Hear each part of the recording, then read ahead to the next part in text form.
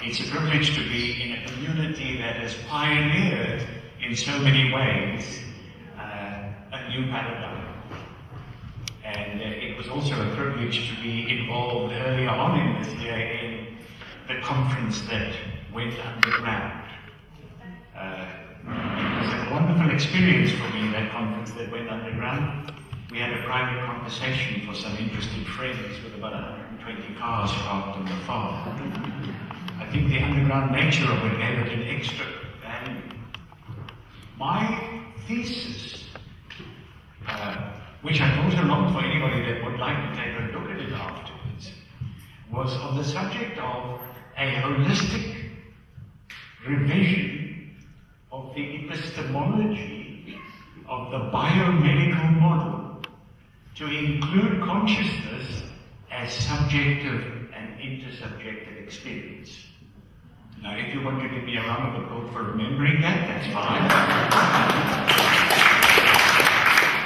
I'm going to try and distill out of a 370-page document. I'm going to try and distill a couple of bullet points which I think will have great pertinence to the inquiry, which is how do we change the focus of medicine from treating people to treating the specific disease, and the subject this time is cancer. Now, there's a background to me here today which I'm going to refer to, which has been raised by Dr. Verkerk. And that is the whole reclaiming of our personal sovereignty from the institutions that have taken it away. 2 weeks ago, I was in London where there was a week-long conference on the idea of the commons. The commons is a notion which is based on identifying that which is freely given by nature, freely given by the Creator, if you will, and into which our institutions, be they corporate or governmental, have eroded, fenced it off, and made it only available if we pay rent.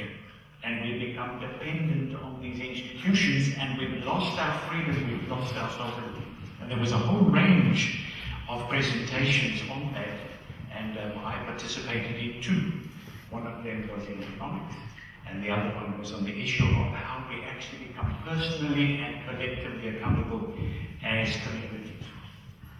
Last week in this town, in the Methodist Church Hall, I had the opportunity to speak to a small group with the Inner Transition Movement in relationship with the Civil Society Forum about the issue of holistic science, resilience, and the economic commons.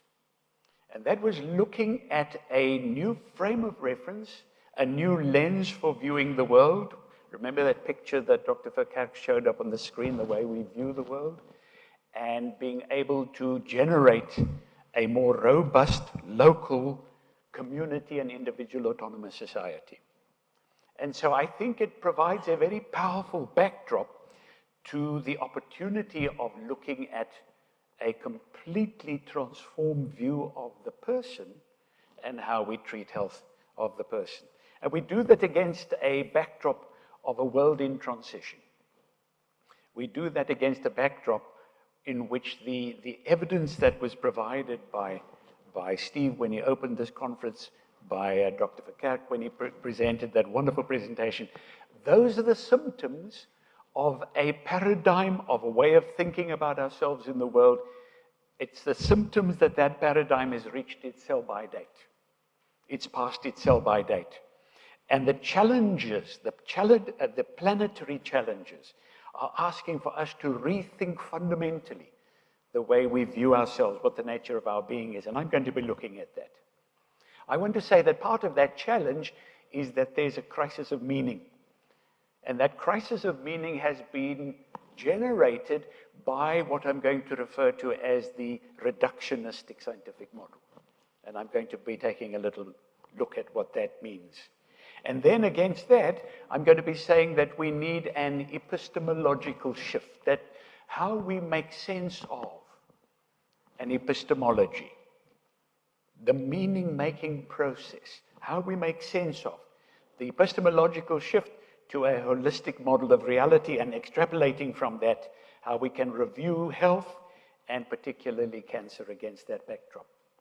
The current model of medicine that has been so wonderfully described by the previous speaker, I want to suggest is based in the reductionistic epistemology. And part of that has been attributed to a philosopher called René Descartes, and what has been described as the Cartesian dichotomy.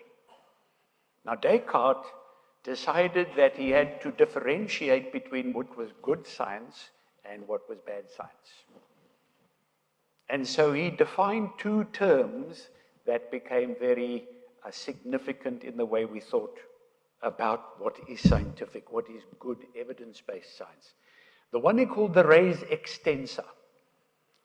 The res extensa, the world that is measurable.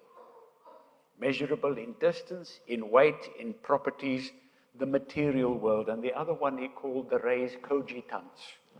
The world of thoughts, the world of feelings, the world of beliefs, the world of spirit, the world of soul, that became res cogitans.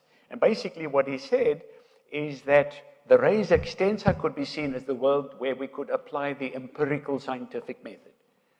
We could apply proofs, and we could demonstrate results. We could have evidence from but the other world is a world that was less important in terms of the scientific. So it became sort of esoteric. And so we became divided in our thinking about our true natures. And what emerged from that artificial schism was reductionism, reducing things to their material properties, and then leaving this other side for spirituality, psychology, as another kind of science, but not to be taken too seriously. And in that model of reductionism, we needed to then be able to focus on the parts and the relationships of parts and the causality of those relationships.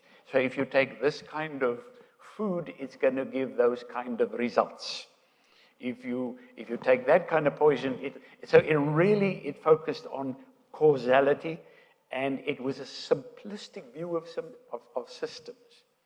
So we know we look at the digestive system and the central nervous system and the immune system and the endocrine system. It was a simplistic view of systems. And as a result of this simplicity, medicine started becoming specialized, broken up into specializations. Dr. Verkerk mentioned earlier on the new emergent study of psychoneuroimmunology. That is a major section of the study that I did my thesis on.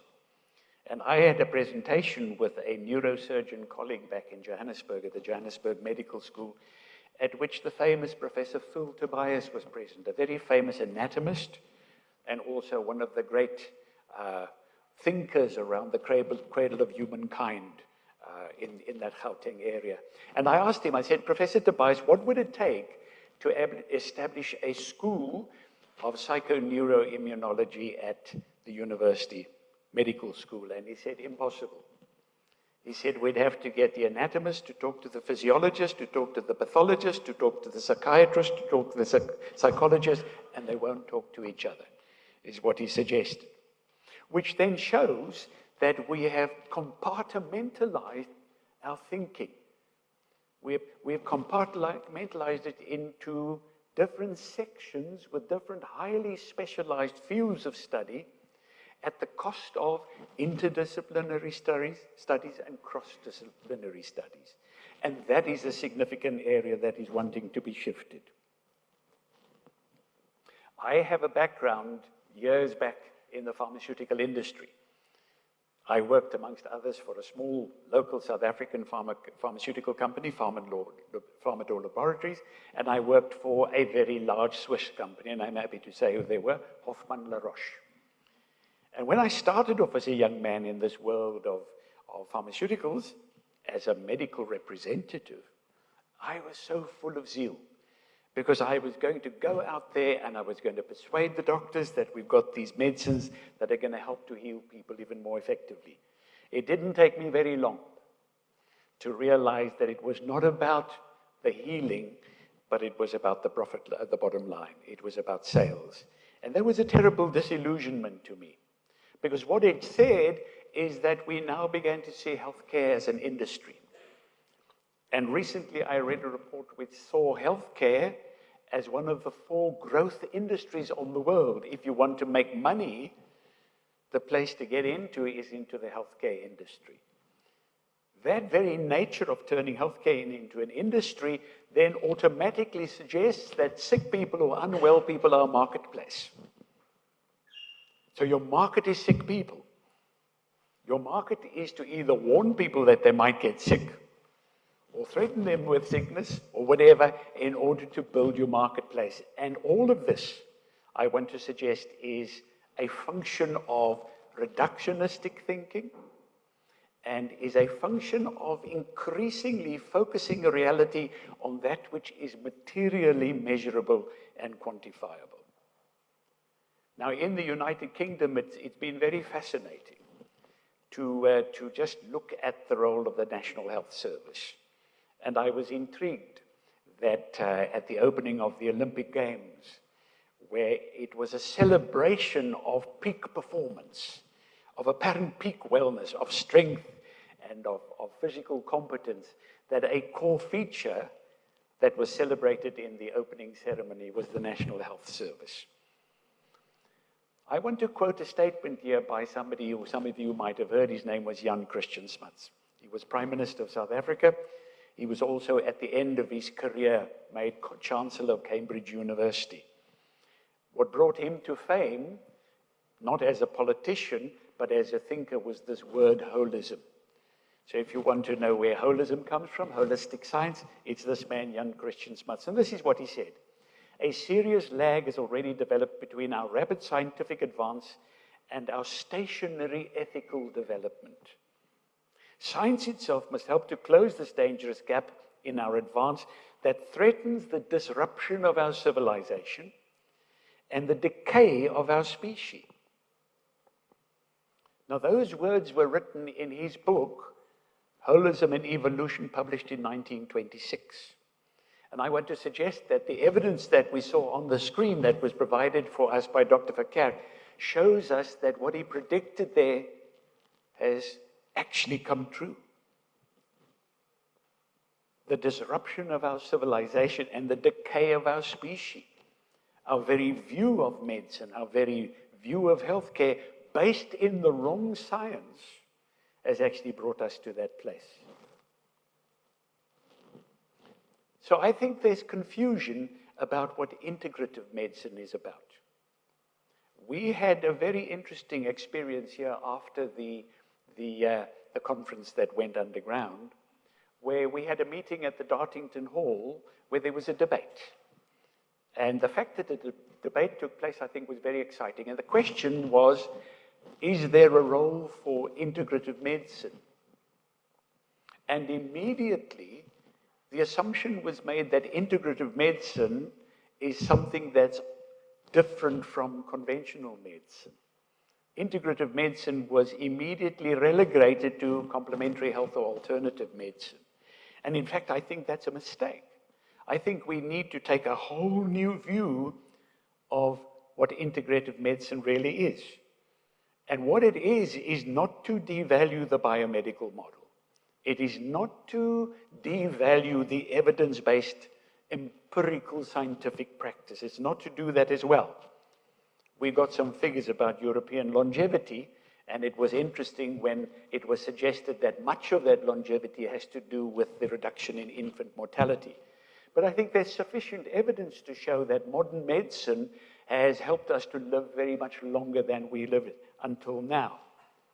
But the problem with modern medicine, or one of the problems, there are two major problems. The one is the financial cost. Increasingly, governments around the world, particularly in the first world, are facing a health bill that I want to say is adding significantly to sovereign debt. And it's like throwing money at a problem to those that will receive the money to convert it into products and services. The model itself is wrong. Throwing money at the problem is a wrong way get people healthy. And the other one I've already mentioned, and that is the human cost, the cost of our freedom, and Dr. Verkerk spoke about this very eloquently. Why bother with integrative medicine? Does it really have a role?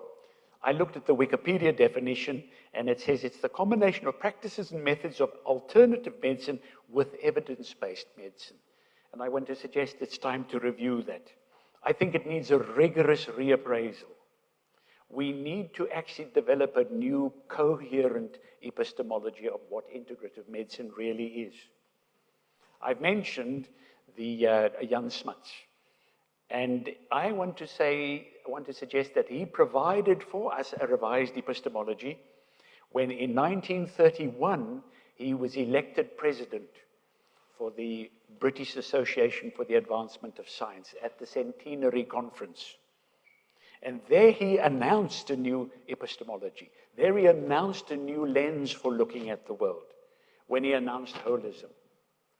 It was very interesting that a couple of scientists, there were 5,000 of the top scientists around the world were at that major speech that he made. One of them was the quantum physicist Feynman, and those of you who've studied quantum physics will know the name, who admitted after the event that he had slept through most of Jan Smuts' speech. But the other one was Albert Einstein. And Albert Einstein said something really interesting after that. He said, I believe two thoughts will dominate the thinking of the 21st century. My concept of relativity and Smuts' concept of holism. I'm going to just provide a little bit of a context, and then we'll look at what holism is telling us about medicine and about people.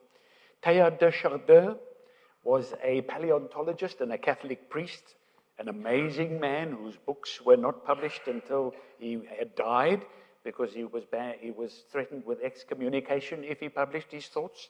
But Teilhard de Chardin was a fine scientific thinker, and he spoke about the law of complexification.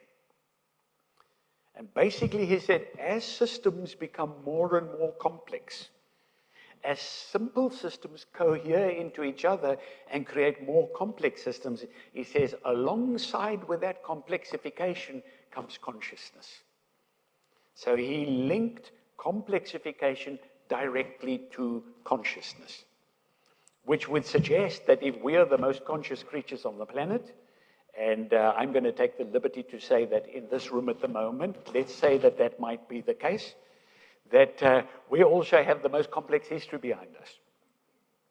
And then I want to mention somebody called Maurice Leinhardt, who was an ethnologist, and he spoke about the principle of cosmomorphism. And cosmomorphism was a perfect state of symbiosis with the surrounding context. So a state of cosmomorphism was when the living entity was in a perfect state of harmonious engagement in the context, in its milieu of life. I was looking at a piece just recently, just yesterday, I was looking at a piece by an author of a new book in London, a chap called Dennis Postle. And Dennis says, when we look at the psychology of the human being, he says, if we use a reductionistic approach and we look simply at what is happening inside the human being and trying to find the causes for the person's psychological discomfort, and if we discount a highly toxic social environment, we're not going to be able to solve problems. And so what we're looking at is that we as a species have generated an environment that is toxic to ourselves. And I want to put it to us that it would be a flaw to apportion the blame to a conspiracy. I want to put it that either by default, or by ignorance, or by not caring, or by not taking the trouble to find out, we have enabled this, we have allowed it. We are all collectively responsible for the systems and the institutions and for this toxic social environment, be it economic, political, that we've generated. And we've got to reclaim that. That is our great demand, is that we reclaim that. And so ethnomedicine then is a kind of new medicine that says we've got to look at the belief systems of people within their context. And it's got two aspects to it. The one is the biomedical aspect. What have the traditional people discovered in their medicine that really worked? Traditional medicine. And this is the subject that has now been so fraught with claims and counterclaims and the controls that we heard coming from the European Union, this world of ethnomedicine. And the other one is anthropological. And anthropological is my particular field. What's happening in the evolution of the human person that is impacting on their state of wellness. Now, having said that, let's briefly look at some of these principles of holism to see how they will help us to think about a new model of wellness. Smut said that we emerge from some nebulous underworld. And we can see that as a ground of being. We can see that, for those who like the idea of quantum physics, as the ground of quantum potentialities. And then we move into the inorganic world. Out of that emerges atoms, molecules, the world of matter. And if we look at it, that really is the world of chemistry. That's really the world of pharmaceuticals in it. It's chemical matter, but not living matter. Then he says that that became more and more complex. We had the emergence of the organic world. And that organic world then is the world of biology, the world of physiology, the world of anatomy, and rightfully, it then becomes the world of health and wellness and medicine. And then he said, as that became more and more complex, it moved to the next level, and that was the sentient world. The world of feelings, the world of the capacity to respond, the world of developing some kind of a central coordination process, a central nervous system. And that's the world of behavioral psychology. And interestingly enough for me, a new emergent study in economics, particularly our dysfunctional global economics, is a new study of behavioral economics. We actually create the economy by the way we engage with each other in trade, by the way systems engage with systems in trade. And then from there, he says, emerges another more complex world. It is the personal world. It's the world where people become self-aware, in which we begin to define our own unique personalities. And this is then the world of humanistic psychology, of analytical psychology, of developmental psychology. And then he said, as that emerges into greater and greater wholes, people begin to realize their interdependence with each other. People begin to realize the benefits of community action. And so we have the social world. And that is defined in the world of sociology and anthropology and ethnology, and the whole political world as well. And then he said from there, we've got the emergence of something which is even more subtle. And that's the values world. And that's the world of spirituality as a world of meaning making. We are the meaning makers, to the extent that we're making the meaning of the information given to us and the life and enabling gifts given to us. We're actually engaging in the world of value creation, of spirit creation. And it is the world of the transpersonal. It is the world of what's happening between people, between communities, even at the invisible level. And it's also then that whole bioenergetic world, which is the field that is particularly studied in many of the Eastern approaches, whether it be the Chinese system, the Ayurvedic system. They embrace all of those worlds. So I was thinking, as Steve was talking earlier on this morning, when he spoke about the Chinese approach and acupuncture, and then the Ayurvedic approaches, I was remembering the words of Mahatma Gandhi, when he was apparently asked, Mr. Gandhi, what do you think of Western civilization? And he said, I think it's a good idea. It certainly puts a particular slant on how clever we think we are with our scientific model. So if we take that, categories 2 and 3 is the field of the biomedical model. The world of matter and the world of biological systems, living systems.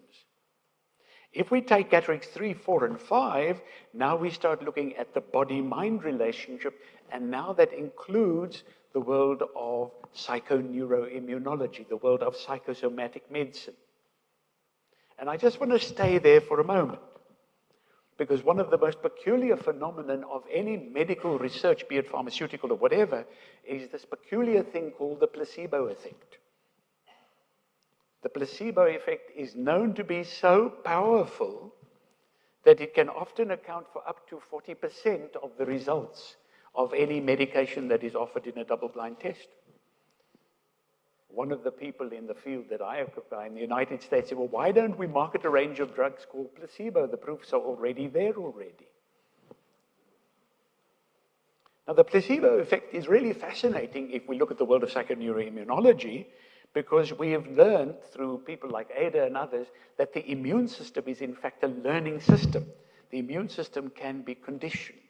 The immune system is a form of consciousness.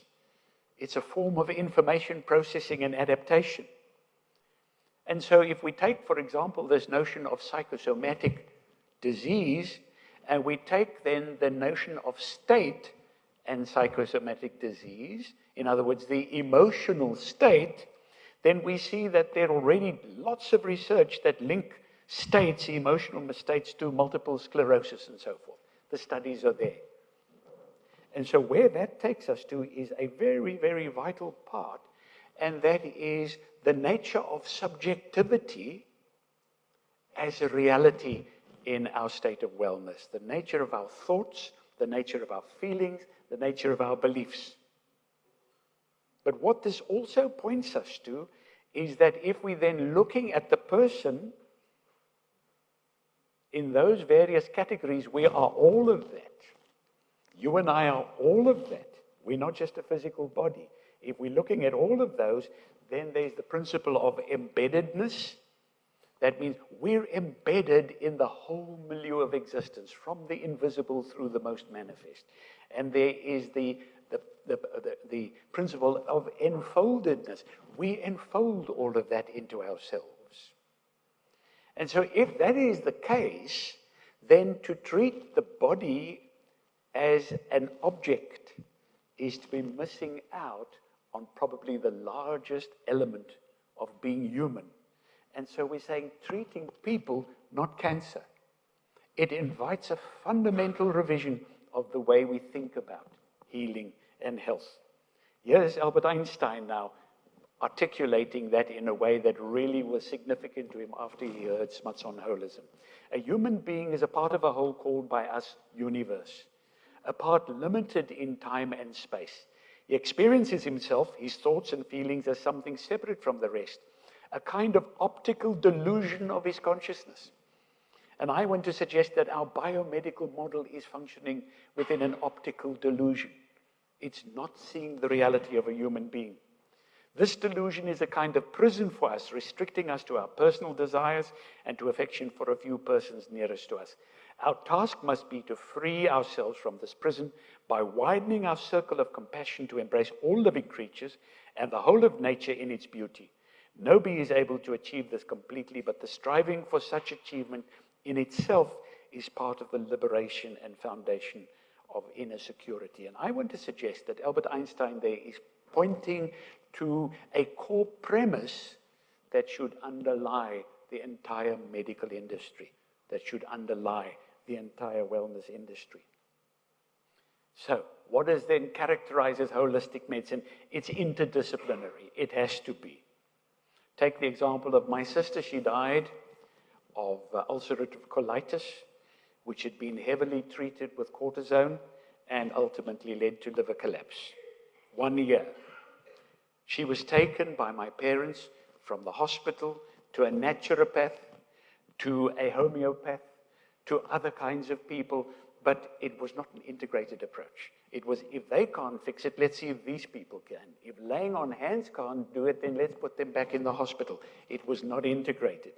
And so a holistic medical approach has to be interdisciplinary, and we have to get the premises of that really firmly founded in the good thinking based on the principles of holism. It's an epistemological shift to include subjectivity, and I've addressed to that. And against Descartes, I want to say that expectations, thoughts, and feelings, even though they are not measurable in a laboratory, are a real substantial phenomenon, and they need to be taken into account. The evidence of that is clear. We know case histories of the good hospital ward. It's been there for so long. Hospitals where in that ward people just get better than in other wards. We know the case of the good nurse. We know the case of bedside manner that has these potent effects. So the evidence is there. But certainly we need further research. And that research must look at the attitudes and the interventions and the qualities of interpersonal skills that are required to engage with the whole being. And what is the belief that we need to have ourselves as therapists as we engage with that person? We need to look at our own belief systems. Fortunately, there is a new science that emerges, and that is called complexity science.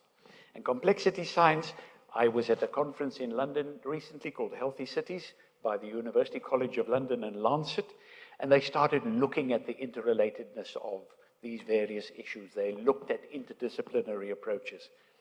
Shortly, there's going to be a conference down at Beacons for Change down in Cornwall. We're going to be looking at community health, and that's going to be by Exeter Medical School, and it's going to be looking through the lens of complexity science. What are these principles? And I think they're really important.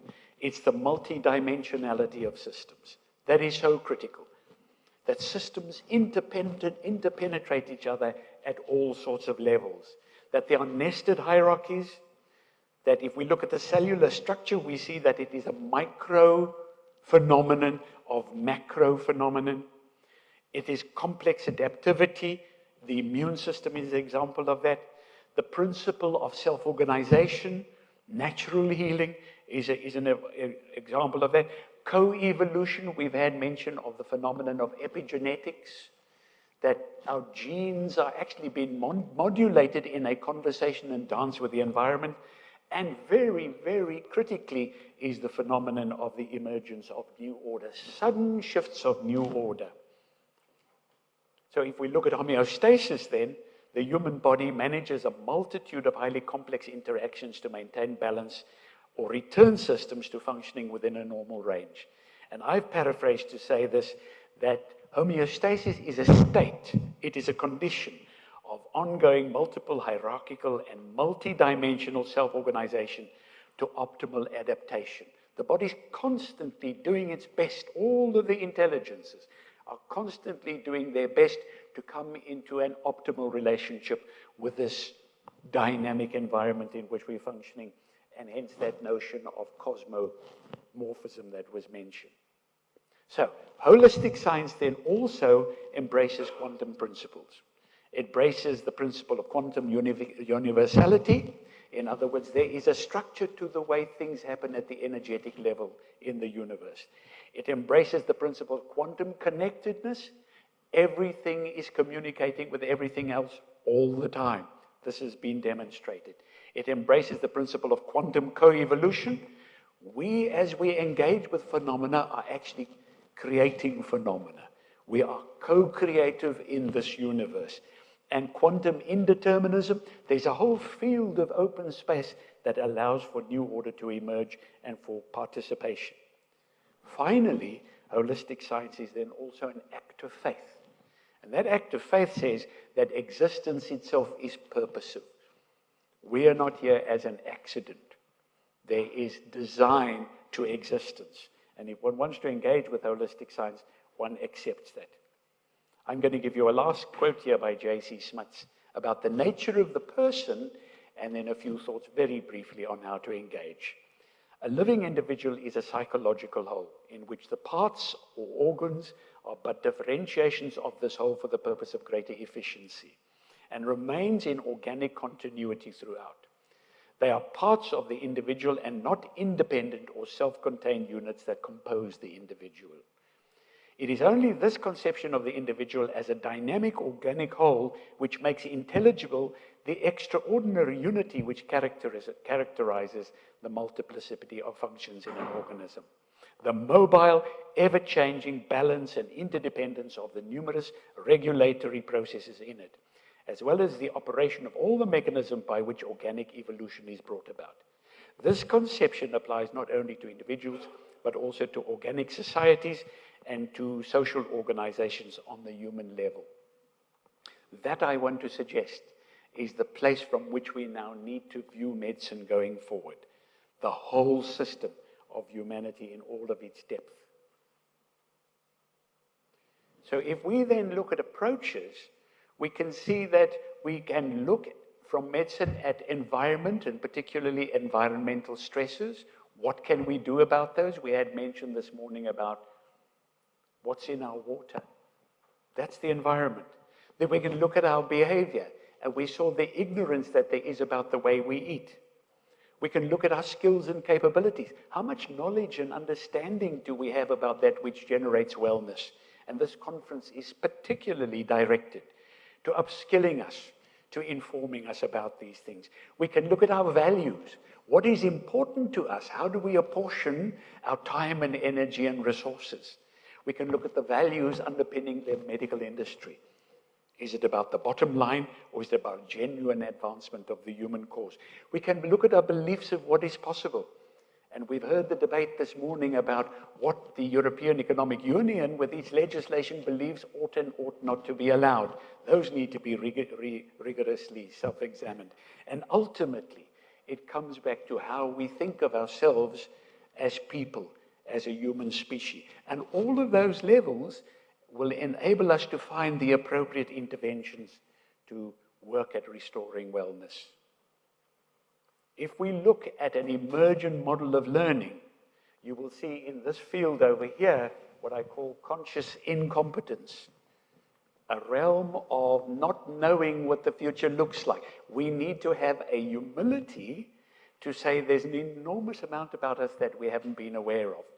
We've come to believe what has been projected onto us by the industry, and we've got to reinvestigate that from a place of humility to get to a new kind of competence. So finally, in supporting people that have a serious condition, it needs to be supported by a deep and empathetic appreciation of the trauma, particularly following diagnosis with cancer. Key emotional elements of fear, anger, and grief that are psychologically embedded or that are a result of the response to the condition must be empathetically supported towards a hopeful resolution, those psychological elements. Interventions need to be directed in very discrete stages, from being a victim to an ultimate capacity of empowered self-meaning in the condition. So even though I have the condition, we need to support folks to being able to make meaning of having the condition. Let me just close with these words. To change a paradigm is not easy. Thomas Keane, who was the person that coined the phrase of paradigm shifting, scientific paradigm shifting, often he said, you don't change people that are stuck in the existing belief, they die out. The new generations get accustomed to a new way of thinking. I want to suggest we don't have time for that as a human species. I want to suggest the kind of work that Steve is doing and Dr. Robert Vakark is doing is of critical importance for us to do battle with, for us to begin to live out in our daily practices, to share with those that are dear to us, and to use every means of advocacy to get the opportunities that are provided by those who really care to reach those that need it most. I thank you.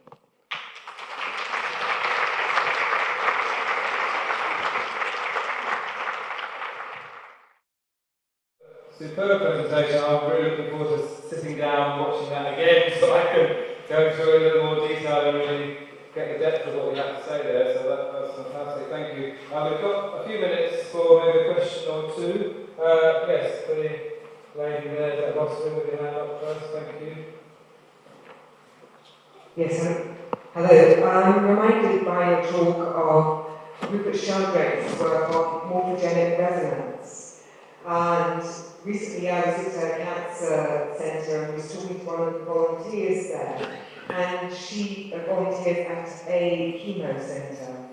And what she said was, there's got to be something we're doing. There's got to be something in our nutrition. There's got to be something in our environment. Now, she's not a person who comes from top nest. She's not a person who would be necessarily attending a conference like this, and yet she has drawn the conclusions that there's something we're doing that's leading to cancer. And I just wondered what you might have to say about that. I've had the pleasure of spending a couple of hours with Dr. Sheldrake. Can I just say this? He was late for the meeting when I met him at his home. But the reason he was late was because he had been volunteering at a local school to give piano lessons in a school where they'd closed down the music class because of lack of budget. And he's a musician as well, in addition to being a biologist. And I was impressed by that because he was saying, how can you educate children and not give them music? So his notion of fields is what I referred to at SMUTS at the level 8, where we're actually building values. We are actually inputting frequencies through our collective thoughts into the electromagnetic spectrum at a very subtle level. The great psychiatrist Carl Jung spoke about the collective unconscious.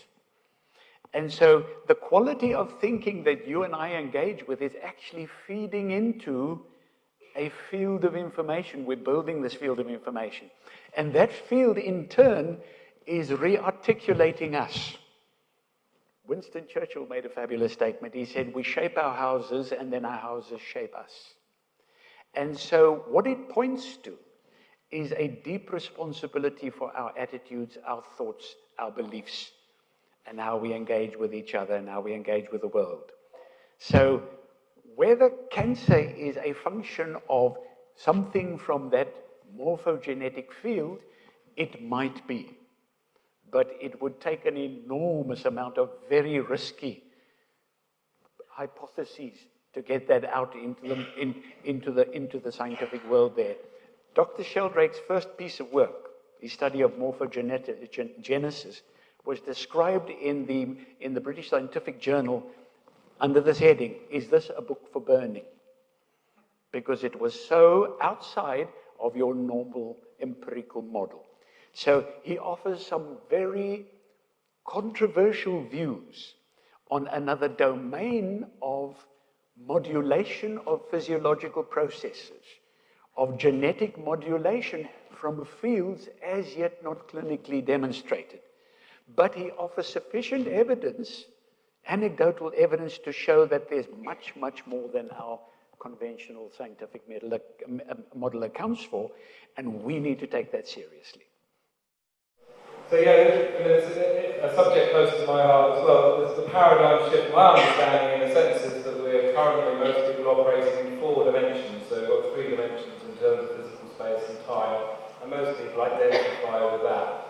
But what we're looking at is a 5th dimension, which you could call the collective unconscious, or some people might regard as intuition, or this morphogenic field. So it has a number of names, none of which obviously absolutely do it justice. Yes. But that's, in a sense, where we have a collective consciousness, where there's a level of consciousness that we actually share. And as we move from, in a sense, an egotistical, contracted identification of our own personal consciousness in terms of our body and our life and our experience, and actually expand our consciousness, and we can become more identified with this intuitive, subconscious field. Then also, we not only then begin not just to work for our own benefit, but we begin to work for the benefit of the collective. But we also have a heightened awareness because of this expanded identification and consciousness that allows us much more easily to intuitively understand a lot of the things that we're told as facts. But whilst our identification remains contracted, we haven't actually got the sort of consciousness required to put those facts into a spectrum and integrate the whole picture, unless we can take the shift in consciousness identification to the next level. That's right. That's right. So the common, let me just, the common model that we had recently, Ian McGilchrist wrote a wonderful book called The Master and His Servant, and he suggested that the right brain, the deep intuitive, and the left brain, the linear logical, should be in a relationship of the right brain being the master and the left brain being the servant. But in Western society, we turn it the other way around, and we made the logical, linear, materialistic, reductionistic the master, and the right brain as relegated to something other. Now, Ned Herman took that up earlier on, and he spoke about a 4-quadrant brain. He said we have the rear right, which is the feeling world. We have the rear left, which is the sequencing world, the doing things methodically world. We have the front left, which is the analytical world. And we have the front right, which is the intuitive world. And he said we're at the space now, potentially, that we can actually begin to access a God-given gift that has been there for ever since we became Homo sapiens sapientis, but we've been locked into a reduced view of reality. And we're now on a cusp where we can open up the processing potential that is already there, but it needs to be opened up so that we create these fields into the world that support the next generations to open that up. So we're on a cusp of an evolutionary progression. Excellent. For me that is not just a manifestation of identifying with collective consciousness in the sense of who we are, but also very much about then taking that connection into action, into form, into actually doing something. Because for me also a lot of religions, they talk about returning to the unity and returning to the one and transcending your personal, individual identification. But that identification of that collective consciousness then, for me, must then manifest in form and in action, and in those individuals actually stepping out to society and doing something different, basically, which is... So we had a presentation just recently with the Inner Transition Group, where it was a speaker, Andrew Harvey, anybody who was there, spoke about sacred activism. Sacred. It is in taking this step that we actually precipitate a whole chain of unknown events. It's a call to action.